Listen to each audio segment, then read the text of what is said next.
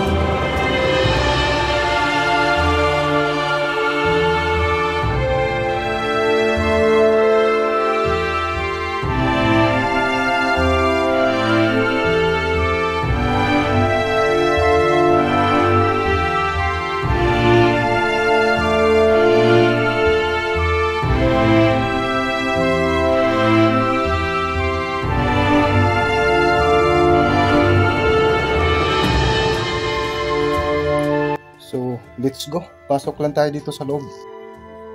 So, ngayon mga kaakibat, nandito na tayo sa loob ng bodega namin. So, ito yung bodega namin sa labas. So, ayan, kung makikita nyo, napakarami pong mga basura dito. Matapos ko nga sinimulan ang bagong yugto ng buhay, kung saan pangangalakal ang pangunahin kong paraan para magkaroon ng konting kita. At isa nga sa una kong sinilip ay ang bodega sa labas ng inuupahan naming bahay, kung saan ang laki kong pasalamat dahil dami kong nakitang kalakal. So ayan mga kakibat, kung makikita nyo dito, ang dami pong pwedeng mapakinabangan dito. So ayan, may mga lumang bisikleta. Isa nga dito ang mga plastik, buti at mga lata na inilagay ko kaagad sa mga bakanting sako. So ngayon, unahin muna natin iligpin yung mga nakakalat dito sa sahig tulad ng mga plastik, bote at saka mga lata at ilagay natin sa sako. Let's go.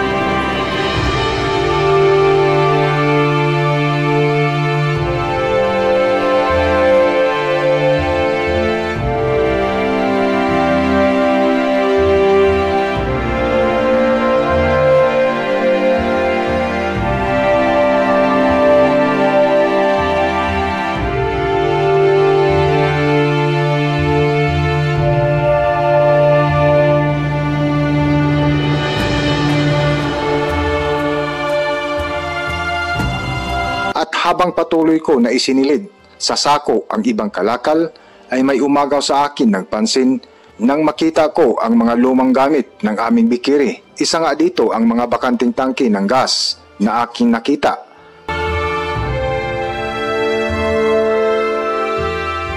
So, ngayon mga kaakibat, nakakolekta tayo ng 4 na malalaking tangki at isang maliit. So gagawin natin ngayon, ilabas lang natin to para malinisan natin.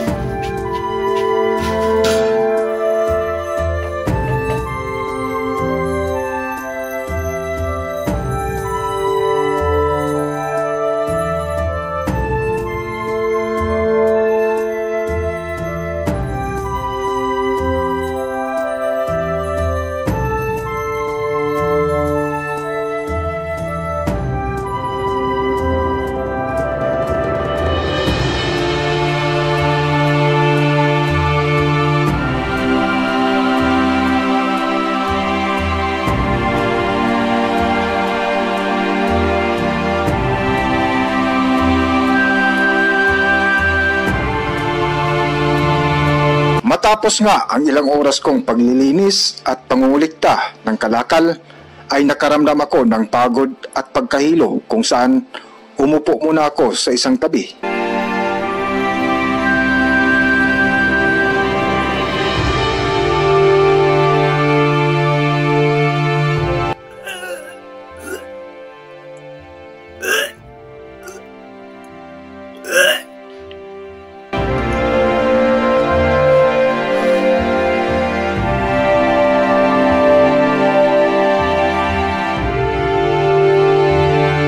Lord Jesus, bigyan niyo po ako ng sinyalis sa bagong yugto ng aking buhay upang mapagtagumpayan ko po ang mga natitira kong pangarap sa aking sarili, sa aking pamilya, at higit sa lahat sa mga taong nais kong tulungan. In Jesus' name, Amen.